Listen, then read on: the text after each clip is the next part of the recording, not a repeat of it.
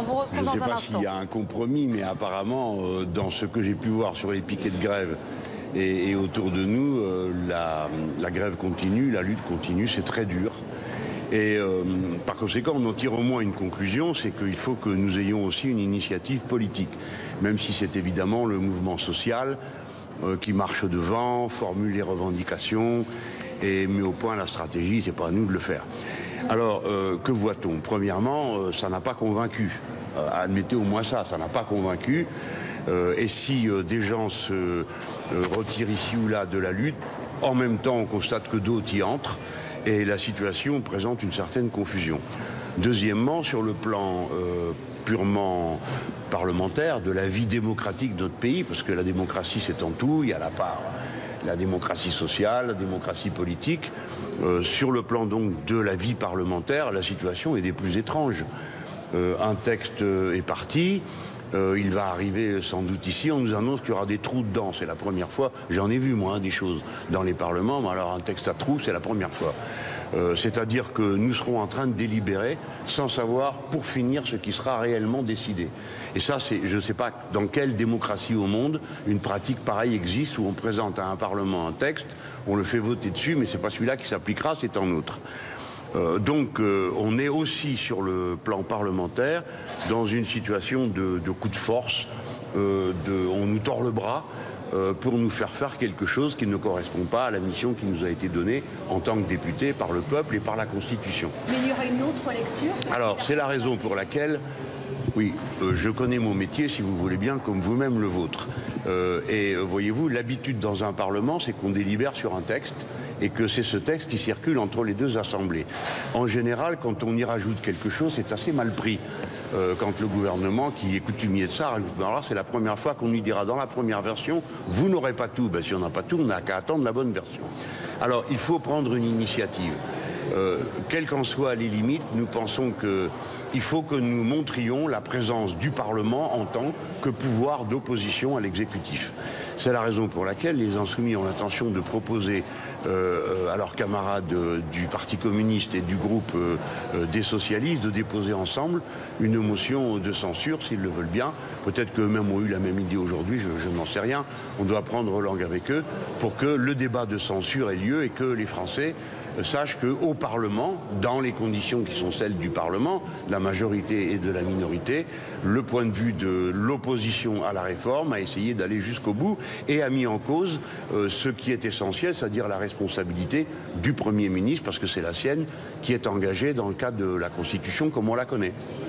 Voilà, cette proposition de motion de censure, on va en discuter et puis comme on a déjà fait à quelques occasions en commun, on procédera de nouveau en commun. De toute façon, aucun d'entre nous ne peut en déposer sans les autres, hein, puisqu'il y a un nombre, comme vous le savez, de signatures qui sont nécessaires. Il faut être 60, on va tâcher d'être 60 et voilà, c'est ce qui permet de faire que le Parlement ait un rôle autre que le rôle misérable et réduit de délibérer d'un texte dans lequel il y a des trous. Alors justement, la majorité n'exclut pas d'utiliser par voie d'ordonnance, d'utiliser la procédure d'ordonnance, notamment sur l'équilibre budgétaire, et ils assument cela, de faire passer cet équilibre budgétaire par ordonnance. Qu'est-ce que cela vous inspire? Non mais maintenant le mot assumer passe pour un blanc-seing.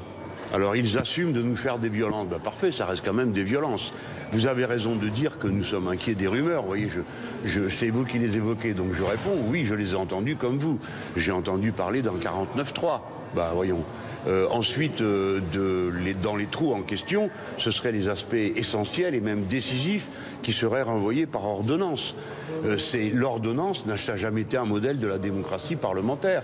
Ça a même toujours été dénoncé par nous et par d'autres comme une violence qui est faite contre le Parlement. Vous ne savez pas ce qui va se passer. Vous votez un petit bout de texte pour que les gens comprennent ce que c'est. Vous votez un article, un bout de texte qui a une formule très générale et qui dit « et pour la mise en œuvre, c'est le gouvernement qui s'en chargera par ordonnance ». Alors le gouvernement décide et puis au bout d'un certain temps, le Parlement à nouveau est saisi.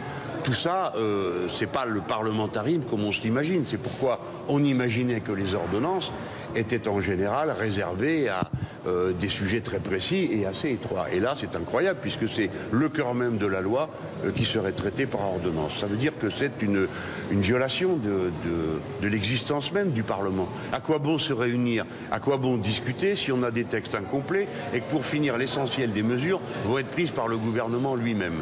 Il y a là un côté, si vous voulez, qui vient dans l'arène parlementaire compléter ou traduire la forme autoritaire que prend le régime macronien, comme il le fait dans la rue avec des pratiques policières invraisemblables ou judiciaires. Et maintenant, nous voici jusque dans le Parlement obligés de subir des LBD parlementaires tels que le recours aux ordonnances et les textes à trous. Le dépôt d'une motion de censure aurait pour effet de retarder l'examen du texte sur les retraites ? Ah, sans doute, ça dépend de l'organisation du débat, mais c'est clair que le dépôt d'une motion de censure n'est pas fait pour arranger les affaires du gouvernement. C'est plutôt le contraire, mais vous avez raison, sans doute, ça sera l'un des résultats. Et je dois dire que c'est ça ne peut être que positif, parce que quel est le sens, encore une fois, de voter au sifflet un texte de loi alors qu'on n'en connaît pas tous les aspects.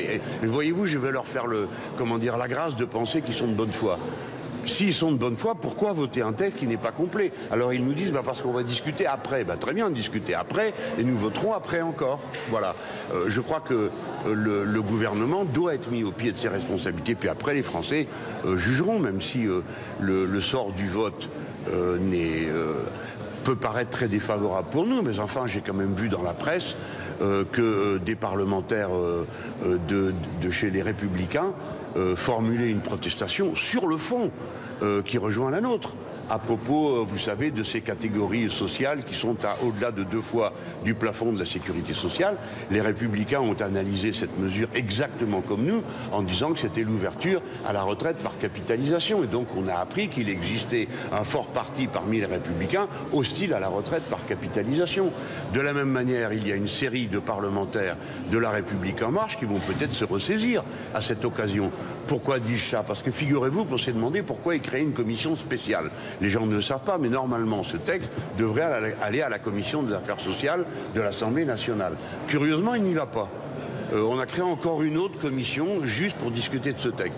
L'impression qu'on a eue, nous, c'est que la commission des affaires sociales de l'Assemblée comporte un nombre de factieux de la famille de la République en marche, tel que le gouvernement a pensé que c'était pas sûr de leur confier l'examen du texte. On l'a vu déjà dans le passé, cette commission a aussi été capable à certains moments de marquer sa mauvaise humeur. Donc on a l'impression générale que le résultat pourrait comporter des surprises, parce que les parlementaires de tous bords ont compris qu'on a atteint une limite dans les mauvais traitements qui sont faits à ce pays à propos de cette loi, qu'aucune urgence n'impose. Nous le savons tous, enfin tous ceux qui connaissent le dossier, savent qu'il n'y a pas d'urgence, il n'y a pas une banqueroute à l'horizon, il n'y a pas une catastrophe financière à l'horizon. Et donc pourquoi comme ça aller à toute vitesse, brutaliser tout le monde, les gens dans la rue, les parlementaires ici, les syndicats également. Donc mettre le pied sur le frein est une bonne chose. Sur les violences policières, M. Mélenchon, à l'instant, à propos, Emmanuel Macron appelle les forces de l'ordre à faire preuve de déontologie. On entendait également Christophe Castaner et Dorfman parler d'exemplarité. Est-ce que vous trouvez qu'il y a un changement de ton au sommet de l'État sur ce sujet des... Si c'est le cas, monsieur, si c'est le cas, je m'en réjouis. Ça a trop tardé. Le président de la République, le Premier ministre et ses ministres subsidiaires et exécutants, c'est-à-dire M. Castaner d'un côté et Mme Belloubet de l'autre, pour la partie répression, férocité judiciaire, ont trop tardé, trop laissé de choses aller. Tant et si bien qu'on est arrivé au point où l'usage de la force dans de telles conditions leur a glissé des doigts. Depuis le début, nous avons protesté. Et je voudrais que vous me donniez acte du fait que c'était le cas. Que beaucoup ont pensé que nous exagérions. Mais c'est l'expérience de l'âge qui me permet de vous dire que quand un corps qui exerce l'autorité de l'État et la violence légitime se livre à de tels débordements, c'est que la situation échappe à ceux qui le commandent. Et le devoir alors leur commander de mettre des limites, de marquer par une réprobation d'abord, puis par des sanctions, qu'on n'accepte pas certains comportements. Les choses sont allées tellement loin, on a tellement fermé les yeux que beaucoup se sont sentis en quelque sorte encouragés et vont entendre les paroles du président président de la République et de ses exécutants comme une manière de se défausser, vous allez voir, parce qu'ils ne comprennent pas. Ils avaient compris qu'il fallait qu'ils fassent mal, qu'ils frappent fort. Un grand quotidien a publié les échanges dans lesquels on voit la hiérarchie donner des ordres de brutalité.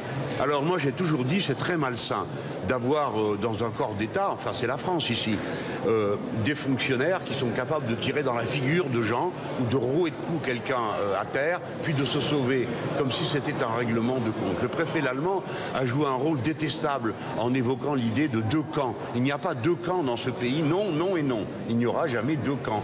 Il y a des appréciations différentes, il y a une opposition et une majorité, mais il n'y a pas deux catégories de Français. Et le préfet l'allemand, par ses propos, par son commandement, par sa propre pratique personnelle, je vous rappelle qu'il a été nommé préfet de Paris pour le récompenser d'avoir félicité des gens qui avaient battu le député Loïc Prudhomme dans la rue à Bordeaux.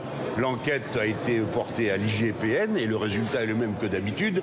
Personne n'a pu identifier les policiers qui ont frappé le député Loïc Prudhomme. C'est sur cette base qu'a été recruté monsieur l'Allemand comme préfet de police de Paris. Et vous voyez le résultat, c'est que maintenant chaque manifestation devient un guet-apens pour ceux qui y vont. Alors que dans d'autres villes, les choses se passent beaucoup plus calmement. Parce qu'il y a une autre doctrine d'usage de la force. En tout cas, je veux vous dire que je suis satisfait du fait qu'on y mette le haut là. Ce n'est bon pour personne, parce que c'est une incitation à l'escalade de la violence. Non, il n'y a pas de camp, et non, toutes les violences ne se valent pas. La violence légitime doit faire preuve de retenue, de maîtrise, de discipline, et c'est d'ailleurs un métier que, on dit maintenant maintenir l'ordre, moi je trouve ça affreux, c'était les gardiens de la paix. Moi je préfère qu'on dise qu'on garde la paix qu'on maintient l'ordre. Parce que si l'ordre, c'est la pagaille qu'on a sous les yeux, c'est pas très intéressant. Monsieur Mélenchon, un mot sur est-ce qu'on